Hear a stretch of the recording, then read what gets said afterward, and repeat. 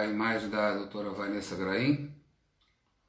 Isso é normal, a internet é assim mesmo, né? É problemática, mas essa informação vai ser boa para todo mundo. Gente, entra de novo aí. Já tem dois aí já, vamos embora, vamos entrando. Renan Santos, parabéns aí pela sua entrevista de ontem. Marina Barros de Portugal já está chegando também. Felipe Ranoli. Ô, Kleber Santos, tudo bem? Vamos esperar a doutora Vanessa Grain entrar. Pode ser algum problema na internet dela lá. Muitos ainda não sabem usar bem, né, o Instagram. O Instagram até eu também não sei usar bem. Estou treinando agora nessa quarentena que eu comecei a treinar mais.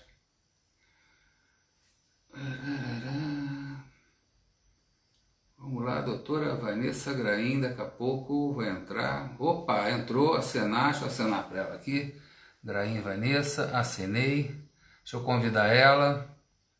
Convidar a Vanessa Grain, adicionar. Vamos ver se ela vai agora. Aguardando Grain Vanessa. Vamos lá. Vamos ver se agora. Ah, agora foi, hein?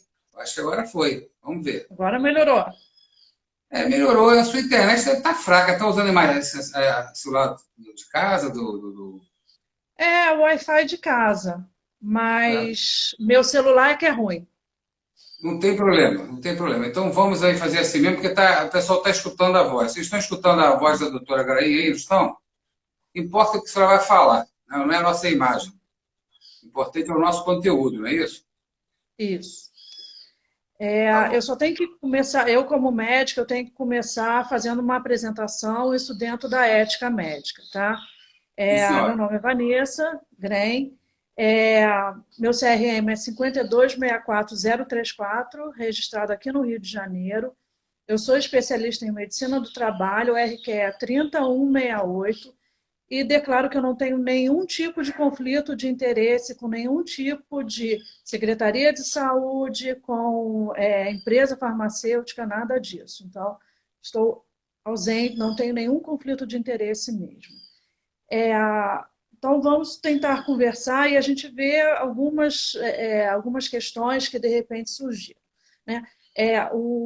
Para começar, o Covid-19, o coronavírus, causado pelo coronavírus, é uma doença nova, todo mundo sabe. Começou agora em dezembro. Então, tudo do que a gente vai falar aqui pode modificar daqui a 2 semanas. Daqui a 2 semanas pode ser uma coisa completamente diferente.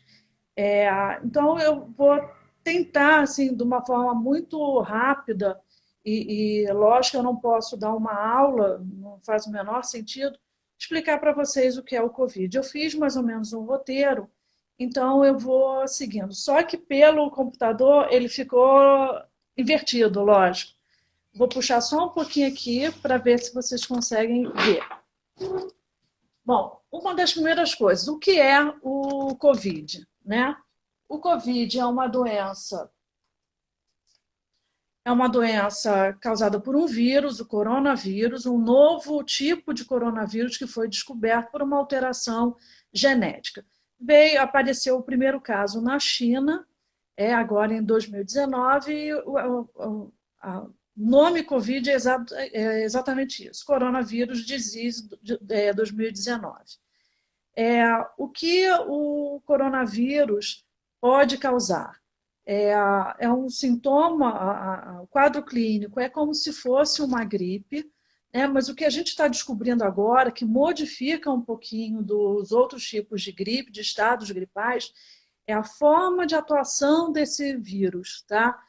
Antes a gente achava, logo no início, que o comprometimento era pulmonar direto, como qualquer outro tipo de doença viral, doença gripal, né? E a gente agora está vendo que não. Qual é a diferença desse coronavírus? Ele atua também nas hemácias, onde leva sangue. Então, a piora do quadro clínico na falta de ar é porque o oxigênio não consegue se ligar na hemácia, porque essa hemácia foi destruída pelo coronavírus. Isso a gente está descobrindo agora. Esse é um dos motivos que a cloroquina, a hidroxicloroquina, está combatendo essa doença, porque a malária, a hidroxicloroquina e a cloroquina são utilizadas na malária. E a forma de atuação do plasmódio, né, do causador da malária, é praticamente essa, lesa a hemácia. Então, quando você tem uma diminuição da oxigenação, não é só o pulmão que está sendo agredido, você tem uma lesão renal também, você tem uma lesão no fígado, e aí você começa a fazer uma insuficiência múltipla de órgãos, é onde causa a morte. Né? Depois que entra numa situação que você tem 3 órgãos afetados, dificilmente você consegue reverter. O que me assustou mais nessa doença é a velocidade. É uma coisa assim absurda. Tá? Quem apresenta um quadro clínico de uma forma muito rápida. Você hoje está mais ou menos e daqui a 12 horas você está de uma forma muito grave. Alguns de vocês devem lembrar da meningite, né? A meningite a gente tem 3 tipos, na realidade vários tipos, mas vamos falar de um tipo de meningite que é mais complicada, a meningococos. Existe um meningococos exatamente, o B, que ele é muito rápido. O paciente vai para o pronto-socorro com uma febre, com mal-estar, com vômito, a gente vai e libera, quando chega à noite já está praticamente morto. Então, o que eu tenho observado nas conversas com meus colegas é exatamente isso, a velocidade. A gente está perdendo pela velocidade. Tá? Eu não posso falar muito assim, sobre tratamento, mas vamos, né, tentar. A hidroxicloroquina e a cloroquina, elas têm uma importância sim. Eu já estou participando do grupo de médicos que é a favor que ela seja utilizada, mas a gente não sabe quando utilizar. Vai esperar chegar numa situação complicada para utilizar? Talvez não, a gente esteja perdendo, a gente ainda não sabe exatamente quando começar. Não é uma medicação tranquila, digamos, tá? Nem água com açúcar é tranquilo. Quem é diabetes e toma água com açúcar vai ter problemas. Imagina a cloroquina e a hidroxicloroquina. São medicações que poucos médicos no Brasil têm experiência em utilização. Então, no fundo, está todo mundo aprendendo junto. Eu volto a dizer, a gente tem uma doença nova, a gente só agora que a gente está descobrindo como a doença se desenvolve, e se a gente não sabe como a doença se desenvolve, a gente não tem como tratar bem. A gente não tem como dar suporte. E isso a gente já está conseguindo. Então, a gente tem uma luz no túnel aí. Eu tenho uma posição que eu falo que talvez não seja muito bonita, seja desconfortável de ouvir. Mas eu acho que o mais importante numa doença que a gente não tem a vacina, não tem uma forma de prevenção pela vacina, é a gente pegar a doença, melhor é não desenvolver o quadro clínico e depois a gente faz a imunidade. Infelizmente, nessa doença, a gente tem visto que o quadro clínico incomoda muito e ele evolui de forma muito rápida. Então, eu vou perdendo um pouquinho da ética, mas eu quero que vocês entendam, porque eu vou estar mostrando para vocês a dinâmica. Eu estou em quarentena, né? Eu provavelmente me contaminei no dia 27 de março, mais ou menos, que foi com um paciente que eu atendi. Eu atendo muito paciente que trabalha em aeroporto, que trabalha em porto, né, na parte de navio também.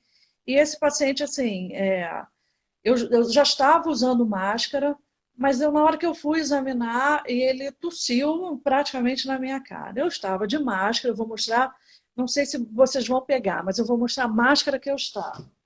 A sua tela tá congelada. Nós estamos escutando bem, Tá. mas está congelado. Não pode, acho que não dá para mostrar nada, não. Então, eu estava de máscara, mas ela não foi o suficiente. Tá? E, na realidade, a gente já sabe que é mais ou menos isso. Diminui um pouco a chance, mas não significa que você não vai pegar. Eu peguei no dia 27, quer dizer, não sabia que eu tinha pego. Quando chegou no domingo, Eu estava incomodada, eu acordei mal, indisposta, com uma dor na garganta, com dor no corpo, mas não fiz febre em momento algum. E, enfim, fui levando a vida, né, trabalhando, sempre saindo de máscara e tal.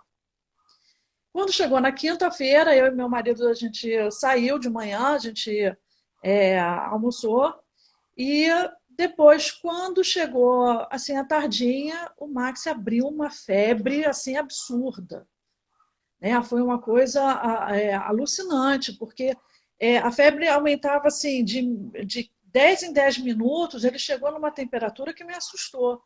E ele começou, ele não sei se ele vai gostar de eu falar isso, mas ele começou a ter calafrio, ele tinha uma sudorese absurda e começou a ter delírio. Aí eu falei assim, isso está complicando. Enfim, aí a gente levou aqui para o atendimento, no Mário Monteiro, em Niterói, eles seguiram o protocolo. O Max só conseguiu ficar sem febre há 2 dias. Isso é para vocês verem. O início do sintoma dele foi no dia 2, foi de uma forma muito rápida. De manhã ele estava bem, à noite foi uma lástima, eu não dormi, eu montei um verdadeiro hospital aqui dentro da minha casa para conseguir segurar a situação, porque ele não tinha indicação de internação. Então, a gente, eu preciso falar isso para vocês. Não, é um incômodo, você começa mal e aquele seu familiar, se ele está insistindo que ele não está bem, você está vendo que não está bem, leve para o pronto-socorro. É a única forma da gente salvar as pessoas. Tá? A gente ainda está aguardando o resultado do. A gente fez o exame, o PCR. O PCR é para ver se naquele momento que a gente colheu, a gente estava com vírus, o resultado ainda não saiu, demora. E depois disso eu vou estar liberado da quarentena. Então aí vamos falar uma outra coisa que é sobre a quarentena. Eu vou primeiro falar e depois a gente vai responder algumas perguntas, tá? Por que a quarentena é importante? Na realidade, a quarentena a gente faz para quem pegou a doença. Vamos falar de distanciamento social, que é a técnica que está sendo usada, né? Um monte de comércio fechado, isso tem um impacto importantíssimo na economia, a gente tem que considerar isso. O que eu acho? Eu acho que os grupos de risco realmente têm que ficar afastados, tá?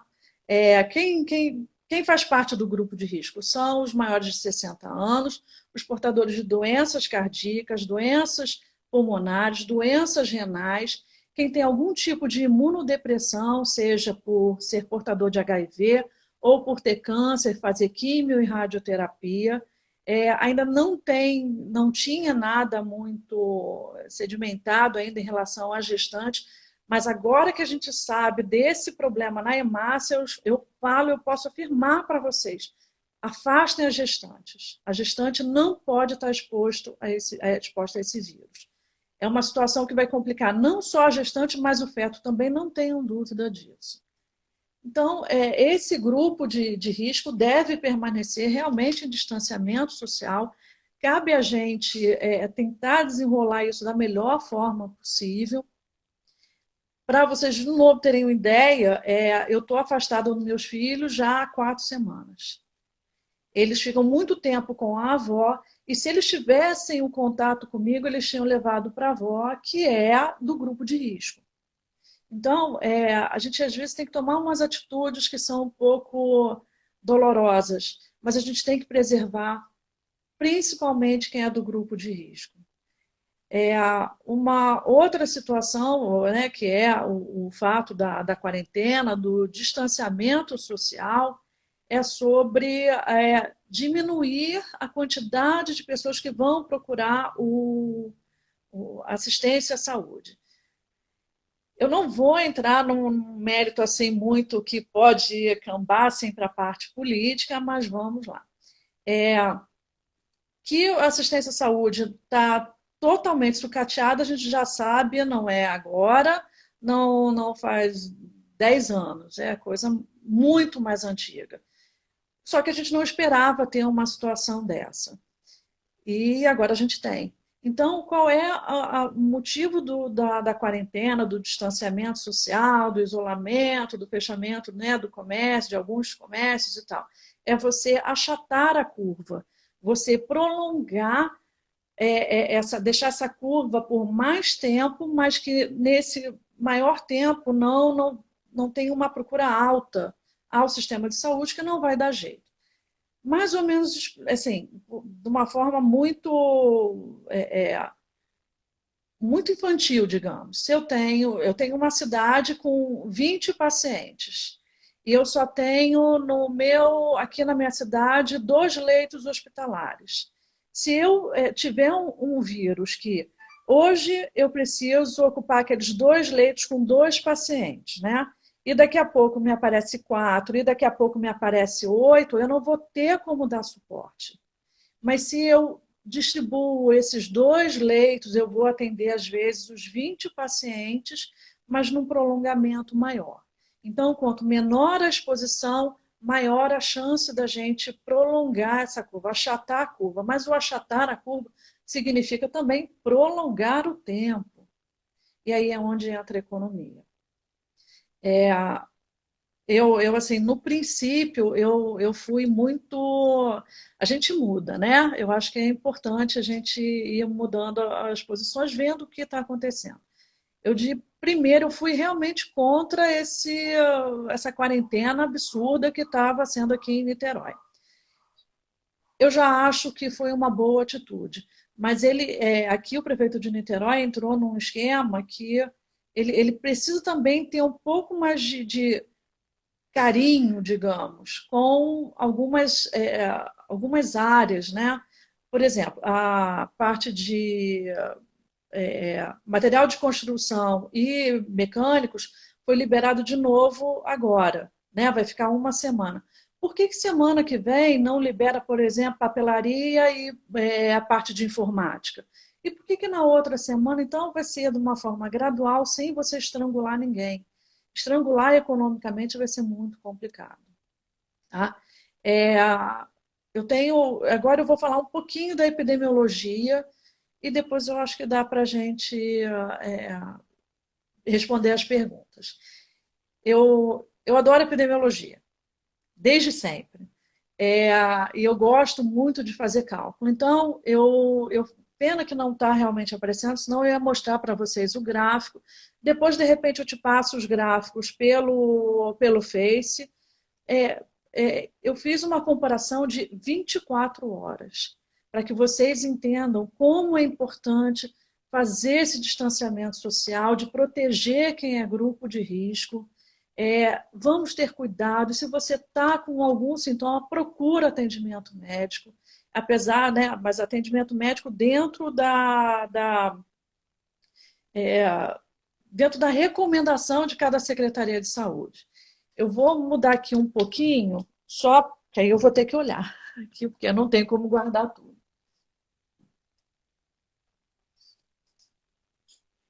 Esse primeiro gráfico que eu fiz é do dia 12/4. Eram os parâmetros mundiais, né? A Secretaria Estadual de Saúde está fazendo um trabalho epidemiológico muito bonito, muito legal mesmo. Então, eu estou acompanhando isso com uma frequência. No dia 12 de abril, no mundo, primeiro deixa eu explicar o que é coeficiente de letalidade. Daquela quantidade de pessoas que têm o vírus, quantas morreram? Ou seja, mostra para a gente qual é a gravidade da doença. Então, no dia 12 de abril, no mundo, a gente tinha 1.883.119 casos, com 117 mil mortes. Isso, o coeficiente de letalidade foi 6,2%. O que significa? De cada 100 pacientes que tinham o Covid, 6,2 morreram. É uma doença que mostra grave? Sim, mostra no mundo inteiro. Tá? Então, eu vou falar agora só o coeficiente de letalidade de cada local. Então, no dia 12, o coeficiente de letalidade no mundo era 6,2. No Brasil, 5,4.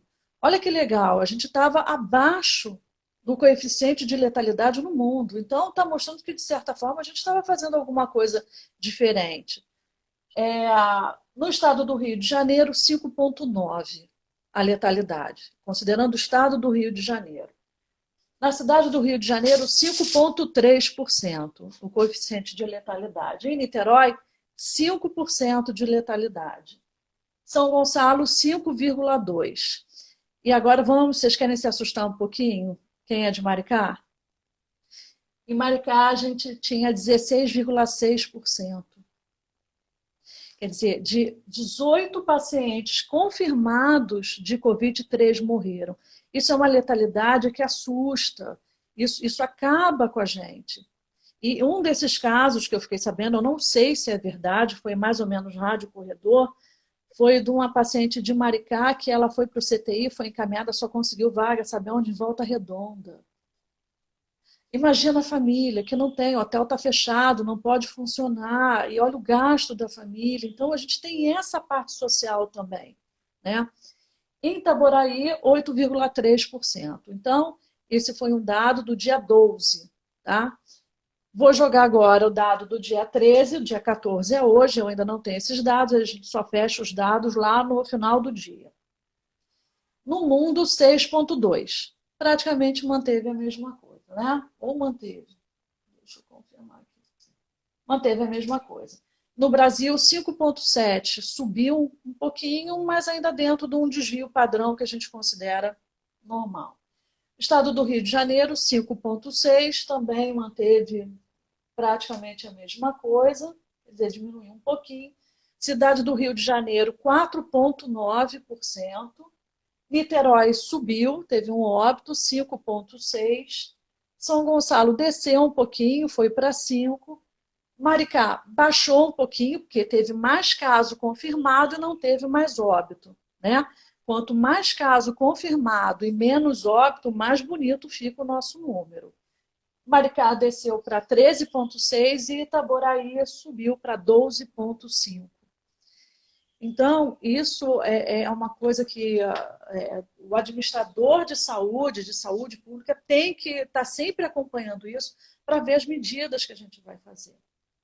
Eu acho, aí é uma recomendação minha, eu volto a falar, de início eu fui contra essa quarentena, né, absurda, assim, à torta e à direita. Eu acho que quem me acompanha no Facebook sabe que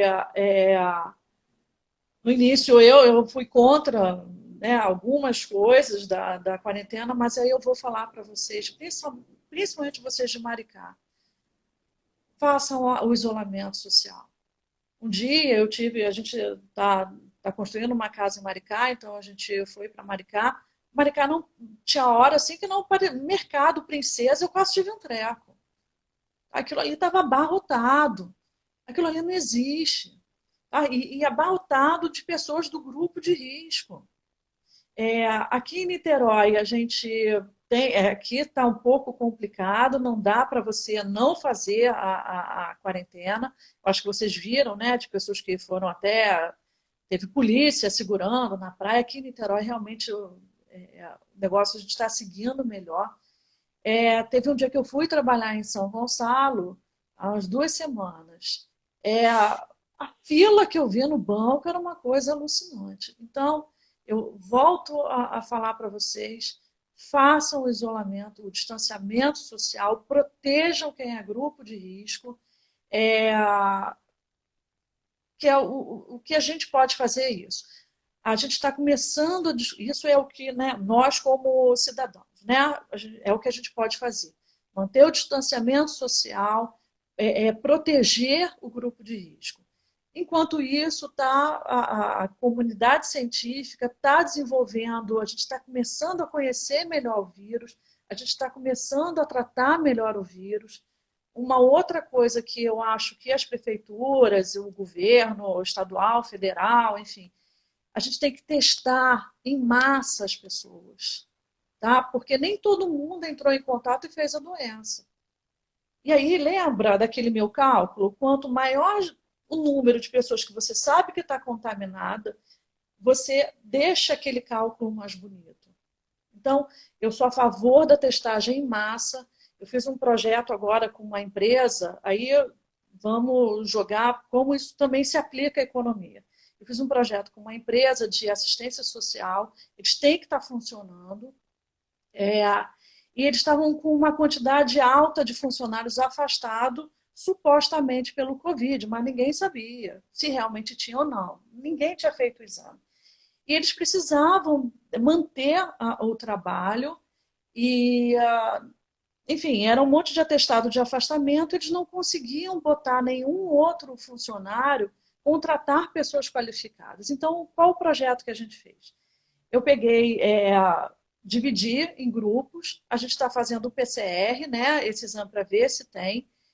Quem tem vai ficar de quarentena, terminando a quarentena, que são 14 dias do início dos sintomas ou de quando a gente escolheu o exame, depois está liberado para trabalhar, usando a máscara e tal. Por quê? Porque não oferece mais perigo para aqueles idosos que estão lá no asilo. Tá? Então, a gente está fazendo esse trabalho e o que acontece?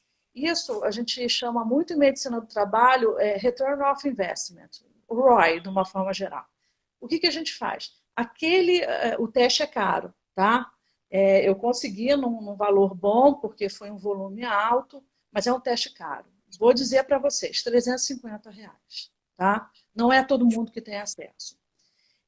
Mas a empresa viu que esses R$ 350 valeria a pena. Por quê? Esses R$ 350 correspondem mais ou menos de 2 a 10 dias de trabalho de algum desses funcionários. Se eles ficam em quarentena de 60 dias, né, 2 meses, olha quanto essa empresa está perdendo. Então, na hora que eles pagaram esses 350, eu vou conseguir liberar alguns pacientes, alguns, né, funcionários para o trabalho, porque já são positivos, já acabou a quarentena 14 dias, 16 dias, beleza e tal. Então, eles estão tendo um retorno do investimento. Uma segunda fase agora que a gente vai fazer é ver se tem anticorpo, não é só ver se tem o vírus, se tem um anticorpo, porque aí fica todo mundo seguro, mais tranquilo. Então, nessa situação do coronavírus, eu acho que pela primeira vez na humanidade, né, na Terra, numa epidemia dessa grave, está sendo considerada a parte econômica. A gente teve a gripe espanhola, que foi uma situação extremamente complicada, né? E que mudou muito a prática econômica. Uma outra coisa que isso também está fazendo a gente pensar, eu estou tentando dar uma visão assim ampla, não a parte médica apenas. Imagina aquela loja que tinha 4 vendedores, tá? Com o esquema do Covid, eles estão fazendo o delivery. Então, você precisa de um vendedor na parte da informática e um entregador. Você botou aqueles outros 3 vendedores em casa. Né? É mais ou menos isso que está acontecendo. Quando acabar a Covid, o dono daquela empresa percebeu que ele conseguiu funcionar muito bem dessa forma. Então, o entregador, que normalmente é CNPJ, é MEI, alguma coisa assim, não vai entrar mais pelo empregador e o empregador vai ficar com um funcionário só. Aqueles 3 vão ser demitidos.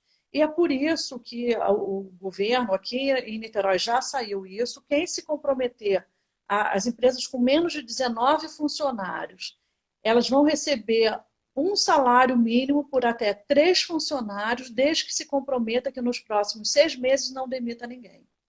Então, para vocês verem que isso está mudando o mundo inteiro.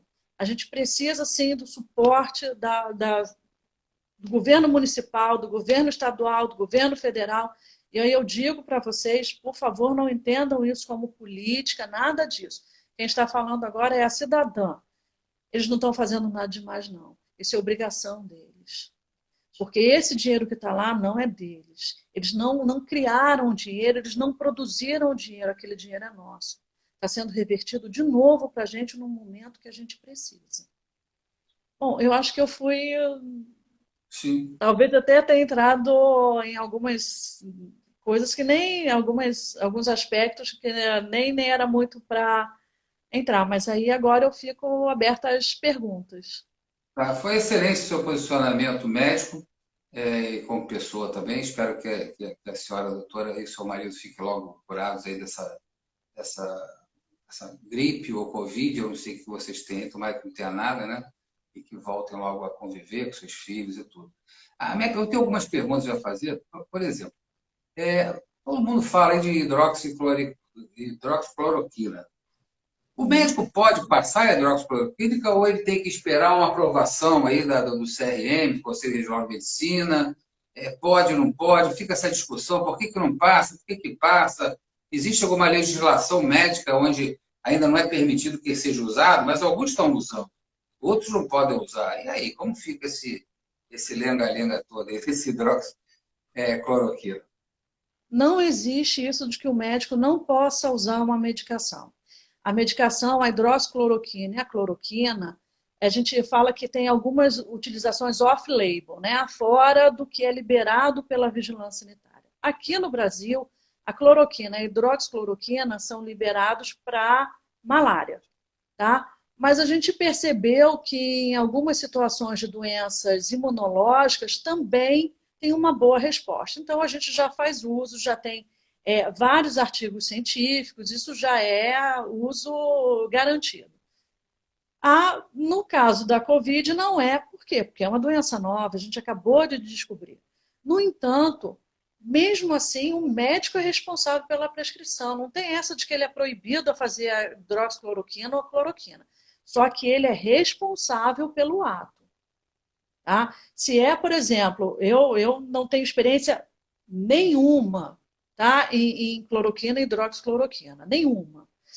Eu sei dos eventos adversos que podem ter, né? E que podem, em algumas situações pode até ser fatal, e eu não me arrisco a usar sem saber a condição clínica do paciente. Ele tem arritmia cardíaca? Olha só, se você tem um paciente com arritmia cardíaca, se prepara, porque ele vai descer a ladeira. Mas aquilo lá, mas ele está quase morrendo por causa do Covid, será que não é a última chance dele? Então, faz a última chance. Só que você é responsável depois. Né? Se depois a família quiser processar, ele vai ter que responder. Ele utilizou de uma forma, de forma com uma imperícia. Ele vai responder como erro médico. Tá? Os erros médicos são sempre por negligência, imperícia e imprudência. Né? Então, a gente fica. O não fazer, você pode depois ser cobrado na justiça por não ter feito, aí é negligência, sim, pode. Se você utilizou e não sabia, você pode responder por imperícia? Pode. E se você usou de uma forma que não era ainda para ter usado, você pode responder por imprudência? Pode. Mas olha só, a gente está numa situação completamente nova. Então, em alguns pacientes eu usaria sim. Eu bancaria, né, essa possibilidade de evento adverso, principalmente se é um paciente mais novo. No paciente mais idoso é muito complicado. Tá? Uma das mortes que a gente teve foi de um paciente de 96 anos. Então, justificaria fazer uma hidroxicloroquina nele? Não, acho que não. Tá? Eu vi uma das perguntas de um paciente, aí depois de uma pessoa, sobre o achatamento da curva, na minha experiência, o que eu acho quando vai ser o pico. Na realidade, a nossa expectativa é que não tenha um pico, né? Mas que assim, o maior número de quadros, quando começou essa situação, eu falava que a minha expectativa era maio. Maio já está aí. Tá? A gente está achatando tão bem a curva que eu acho que a gente só vai ficar mais tranquilo. Ninguém fica aborrecido comigo, não, tá? Mas isso assim, dentro do que como falei, eu gosto muito de epidemiologia, eu jogo alguns dados, aquele negócio, estou de quarentena em casa, estou tendo que estudar, fazendo algumas coisas.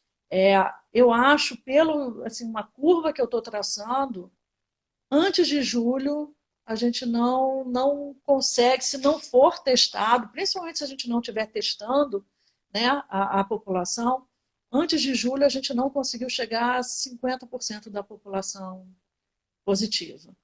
Vocês imaginem as empresas, até julho. Né? Tem alguma outra? Não, não vi mais Não, eu tenho mais perguntas. uma pergunta para lhe fazer. Uhum. É em relação ao protetor facial, né? Protetor facial o nome que se dá, né? É isso mesmo? É, máscara, porque tem um outro, né? Tem aquele outro grandão. É o protetor que você está falando, que tá. Isso, o protetor. Dizem, já escutei falar, que o protetor ele só protege da pessoa não transmitir o vírus. Ela está com o vírus, então ela vai falar com os outros e vai transmitir o vírus para os outros. E aquele que não tem o vírus não precisa utilizar.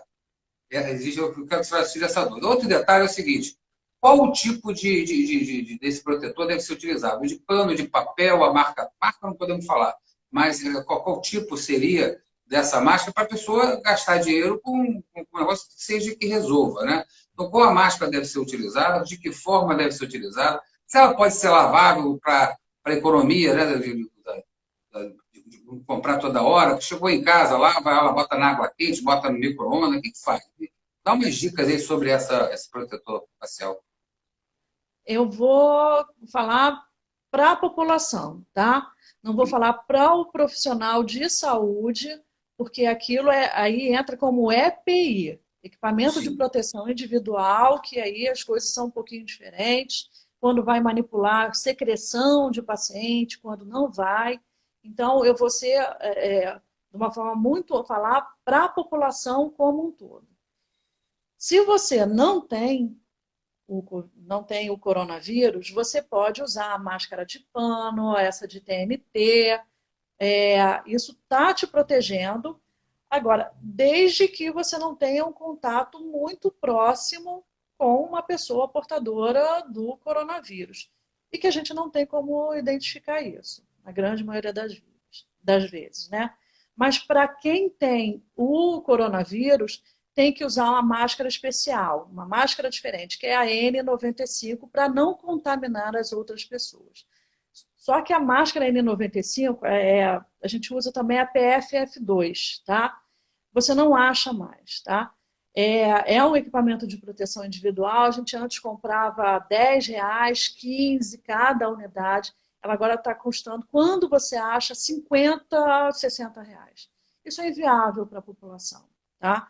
Então, eu recomendo que seja usada a máscara de tecido, né? Tem umas atualmente toda bonitinha, toda cheia de... Pode usar aquilo, ela é lavável. A máscara de TNT não é lavável, ela tem que ser usada em até 2 horas e depois descartada. Então, fica um custo muito alto. Aí é melhor você realmente ter a máscara de tecido e você está lavando. Em relação ao protetor, né, a gente já tem visto algumas situações assim que eu acho que também são excessivas, né? São excessos. Mas, como é tudo muito novo, a gente mais ou menos fica quieto. Uma das coisas importantes o coronavírus é um vírus de transmissão respiratória. É de contato? É por toque de pessoa, por toque de alguma coisa contaminada? Sim, por isso que a gente tem que usar o álcool 70 e tal. Mas é principalmente respiratório. Eu não conheço, tá? Eu não conheço nenhuma epidemia ou pandemia de vírus respiratório que não tenha conseguido contaminar uma grande parte da população. Então, a gente ouve também que na hora que você usa máscara, você não vai se contaminar. Não, você não vai se contaminar agora, mas você pode se contaminar daqui a 3, 4 meses. Então, ao mesmo tempo que a gente tem que tomar muito cuidado, a gente também tem que ter a tranquilidade, aquilo que eu já falei. A melhor coisa é você pegar, né, se contaminar com coronavírus, não fazer a doença e, em segundo, não morrer, né? O que a gente precisa? A gente precisa da imunidade. Quanto maior a imunidade na população, a gente consegue segurar essa doença. A máscara é um dos motivos da gente tentar segurar esse desenvolvimento de fazer o pico descontrolado. Então, eu recomendo o uso da máscara sim.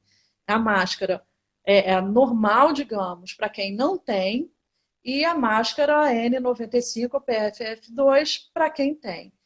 Agora, como eu falei para vocês, como eu me contaminei, eu estava com uma máscara PFF2, tá? Só que foi muito próximo. E na hora que eu fui pegar o estetoscópio, botar no pulmão dele, ele tossiu na minha cara. Aí não tem jeito. Ali não teve jeito. Ali eu deveria estar usando o protetor facial, aquele negócio grandão. Aquilo ia me proteger? Sim, aquilo ia me proteger.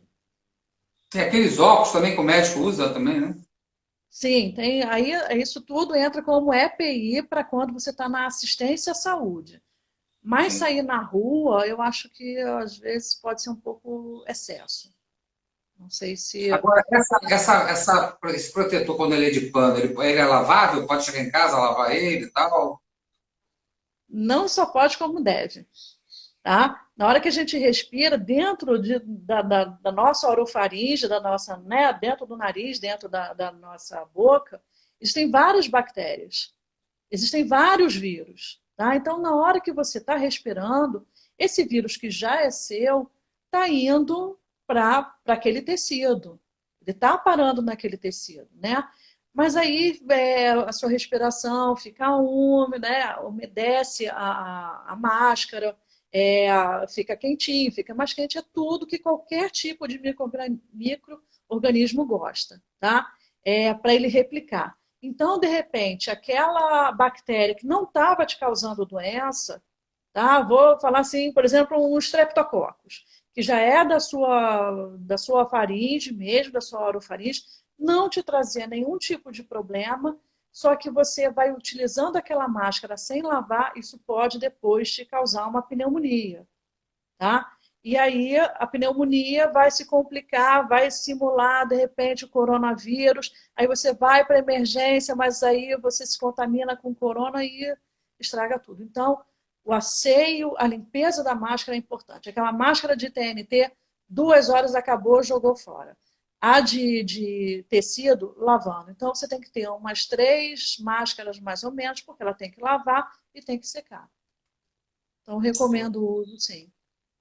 Outra pergunta seria o seguinte: a gente tem reparado que os hospitais estão vazios. Eu acho que isso é causado pelo medo da população de ir ao hospital. O que a senhora indica para essa população? Eu estou aqui, espirrei, estou com machucadinho, estou com uma dor nas costas, estou com dor no joelho. Eu devo logo no médico ou é melhor evitar e esperar ao máximo passar esse período? Qual é o limite time aí dessa população para poder voltar ao hospital e se cuidar de outras coisas que não tenha mais o risco, né, de pegar o coronavírus, né?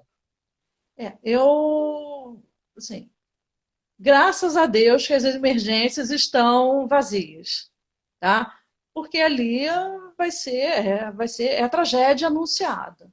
Uma emergência cheia nessa situação do Covid é a tragédia anunciada, tá? Para todos, não só para os pacientes, mas para os profissionais de saúde também, para os profissionais daquele hospital.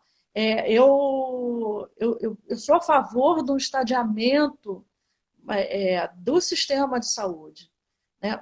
Porque também é complicado você com febre há 3 dias, você com uma tosse que está te incomodando, você não procurar o hospital.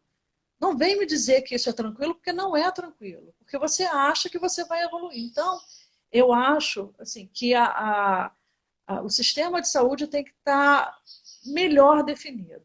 Os postos de saúde têm que fazer o atendimento ao Covid, caso suspeito de Covid, em outro setor, não é junto com a gestante que está fazendo o pré-natal, não é junto com o vovozinho que é hipertenso, que é diabético, não, em outro setor, ou nesses hospitais de campanha que estão montando, fazer o setor de pacientes leves e pacientes com algum tipo de agravante, né? É, então, a gente precisa ter um acompanhamento. Novamente, né, saindo um pouquinho da ética, aqui em casa, comigo e com o Max, vocês não fazem ideia do que foi. Eu montei um mini hospital aqui, eu que fazia os exames, eu que pedia os exames, a gente ia, colhia no laboratório na hora que não tinha ninguém, enfim. Eu acompanhei, mas eu sou médica. Imagina que menos de zero, quer dizer, a grande maioria da população não vai ter como fazer isso. Verdade. Né? Você não tem como definir se você precisa de um hemograma. Então, eu acho que essa estratificação de atendimento e risco que foi proposta tem uma falha. Tem uma falha naquele paciente que está no momento leve, mas que pode evoluir mal. Você tem que acompanhar esse paciente, você tem que saber que ele tem, você tem que dosar, você tem que fazer o exame e você tem que acompanhar esse paciente, principalmente quem é grupo de risco. Ok. Então, isso em relação à emergência. Agora, vamos falar sobre a parte de CTI, né? A unidade de internação e depois do CTI. As unidades de internação, pelo que eu estou sabendo, eu não trabalho mais com assistência, tá? Mas, assim, eu participo de 3 grupos de médicos, um do Rio de Janeiro e o resto outros 2 do Brasil. Então, é uma troca de experiência, né? Os hospitais não estão vazios. Tá? Os motivos de internação continuam, aqueles que não estão relacionados ao Covid, o Covid está internando, os CTIs estão cheios, apesar de algumas situações que a gente tem que prever que até diminuiu a ida ao hospital. Tá? Uma das coisas, na hora que você não faz mais cirurgia eletiva, a cirurgia eletiva está proibida, seja em hospital público ou seja em hospital particular. Tá? Então, você tem uma cirurgia plástica, você não vai fazer, você só vai conseguir depois de passar essa fase. Então, já diminui a quantidade de leitos ocupados. Alguma outra cirurgia, tipo cálculo renal também, que dá para paciente segurar, não está sendo feito o procedimento. Então, mesmo assim, as unidades de internação estão cheias.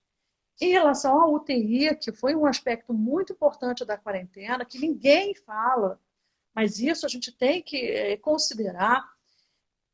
Se você pegar na faixa assim, de 19, não, um pouquinho mais, né, um pouco menos na realidade, de 14 anos até 50 anos, a grande faixa dessa população, grande parte dessa população, acaba entrando no hospital por situações de violência. Tá? A gente está falando de acidente de carro, a gente está falando de brigas, de trauma e tal. Então, esse paciente de trauma, de morte violenta, de causas violentas, não estão mais indo para o hospital. E, normalmente, o trauma vai para a CTI e fica muito tempo. É um leito que é difícil da gente fazer o desmame dele, de sair, que usa o respirador. Isso é muito importante, a gente diminuiu a quantidade de trauma. Nós somos motociclistas, eventualmente, assim, toda semana a gente fica sabendo de alguém que morreu, que sofreu acidente de moto e tal. Eu já estou há 2, 3 semanas sem ouvir que alguém... Parece que teve semana passada. Então, para vocês verem como isso também está tendo impacto. É importante a quarentena também para isso. Tá? Então, os hospitais, você não está vendo o hospital cheio na emergência, mas na internação eles estão ainda dentro de uma situação que dá para administrar, no CTI ainda, mas parece que no Amazonas, aí foi um colega do Amazonas que falou, que não tem mais leito de CTI disponível para internar coronavírus. Então lá vai morrer muita gente. Doutora, são 2 horas e 52 minutos. Essa é a doutora Vanessa Graim, grande médica e grande motociclista, né? Está sempre no nosso meio, nossos eventos. É um grande prazer ter falado com a senhora. E eu queria, para finalizar essa entrevista, que falta aqui 8 minutos, eu gostaria que a senhora orientasse essa população toda aí, esses nossos amigos motociclistas, como equalizar a necessidade financeira com a proteção do vírus, se deve ficar em casa, se deve economizar, se não tem dinheiro, sai assim mesmo, porque você tem que trabalhar, vai morrer de fome, vamos esperar a ajuda do governo. Eu queria que você desse essas orientações a esse povo tão sofrido, tão carente, que precisa de muitas informações, e a gente vê essa mídia aí com tanta informação distorcida, com tanta brigas aí políticas, né? E nós estamos fora disso. A gente quer que o povo tenha conteúdo, que tenha verdade para si, né? Então, por favor, termina então o nosso bate-papo dando essa orientação. Obrigado, doutora Vanessa Graim. Eu que agradeço a oportunidade e me disponibilizo para qualquer um dos ouvintes entrar em contato comigo pelo Insta ou pelo Facebook, o que eu puder ajudar, o que eu souber, até porque eu não tenho domínio, né, sobre tudo, mas o que eu puder ajudar, ajudarei. Uma das coisas importantes, a gente juntando de novo a saúde com a parte econômica, que lógico que vai estourar. Não vai estar estourando agora, mas vai estourar daqui a pouco. É importante que você saiba que se você trabalhar, se você estiver exposto, você vai provavelmente se contaminar. E se, volto a falar, se você se contaminar, torcendo para você não fazer a doença, torcendo para não morrer e apenas desenvolver a imunidade. Se você for daqui de Niterói, você vai ter um grande problema, porque a prefeitura fica em cima. Eu moro aqui em Itaipu, aqui na região oceânica, é o tempo todo o carro da prefeitura passando para ver se está aberto ou se não está, se tem ambulante ou se não tem. Então, aqui em Niterói vai ser difícil. Eu realmente recomendo que você tente adaptar o seu serviço, né, o seu serviço, o seu comércio ao esquema de delivery. Eu sei que é muito complicado, mas agora é a hora. E aquele negócio, o delivery tem um trabalhador que vai entregar, que ele vai estar exposto. Então ele tem que usar a máscara. A partir do momento que você decide abrir o seu negócio, abrir, né, você tem uma loja, algumas coisas são importantes. Tenta ter um tipo de organização para não ficar muita gente ao mesmo tempo ali. Que foi o que eu te falei do mercado princesa. Aquilo tinha que ser controlado. Sabe? Olha, no máximo 3 pessoas em cada caixa com distância de 1 metro, 1,5 metros. Então, preserve a saúde do seu cliente e preserve a sua saúde também. Então, fazer um limite de pessoas que você pode atender ao mesmo tempo, usar a máscara, sem dúvida nenhuma, álcool a 70 o tempo todo, mas a minha principal recomendação é tentar adaptar o seu tipo de serviço ou comércio ao esquema de delivery. Principalmente isso. Tá bom. Muito obrigado, então, pela sua participação. Acho que foi fundamental essas informações dadas aí a todos os motociclistas, os amigos. Tem gente em todo o Brasil, até em Portugal, escutando a gente, né? Queria mandar um abraço, de desejar melhores, que fique logo boa, a senhora e seu marido, o grande Max. E pode ter certeza que, se eu precisar, eu vou entrar em contato, vou pedir outra entrevista dessa, porque essa aí eu adorei. Pena que não pôde ver o seu material, o seu rosto, né, os seus gráficos e tal, ficou congelado a imagem. Mas não tem problema, porque o conteúdo é que importa. O conteúdo foi maravilhoso. Eu quero aqui, de coração, lhe agradecer. Muito obrigado. Eu novamente te agradeço a oportunidade. Eu espero que eu tenha sido uma boa multiplicadora. Nós temos que ser multiplicadores de boas informações, né? E eu acho que a gente conseguiu isso. Mais ou menos me disponibilizo para qualquer pessoa entrar em contato comigo via Insta ou via o Facebook. O que eu puder ajudar, eu vou fazer. E aí, assim, a gente se torna mais cidadão. É isso que a gente precisa, né? Todo mundo junto, para a gente enfrentar essa situação da melhor forma possível. Mais uma vez, eu te agradeço a oportunidade. Muito E para obrigado. todos, uma boa tarde. E essa gravação ela vai agora, daqui a pouco, vai para o YouTube e vai para o Facebook. Você que quer indicar esse bate-papo para alguém, entre em contato lá no meu YouTube Rádio Viagem do Rock, ou então no meu Facebook, Roberto Leal Rádio Viagem do Rock. E lá, então, você terá todas as informações sobre essa entrevista que eu fiz com a doutora motociclista Vanessa Graim. Muito obrigado, Vanessa. Um abraço. Outro. A gente se vê. Tchau. Tchau.